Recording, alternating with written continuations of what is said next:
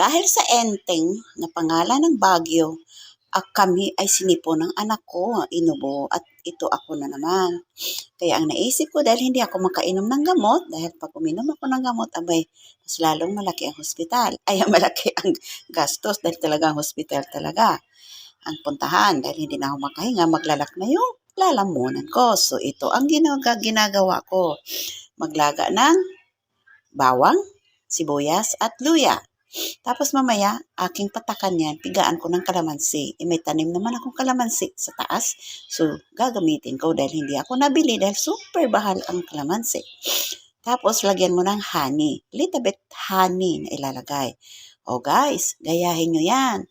Yan ay mabisa dahil kahit yung anak ko ay nainom yan ng ganito. O, ang hindi lang nainom pa ganyan, si Ronski.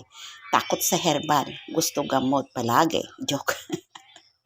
Ewan ka ba dun? Pero yung batang 10 years old, kahit lagonding ilaga, abay iniinom, magrereklamo, magagalit ako. No choice ya. O, di ba? Sa herbal is maganda rin. O, di ba? O, ayan.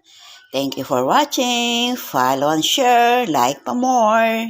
Good evening. May pasok na daw bukas. Okay. Thank you. Bye-bye.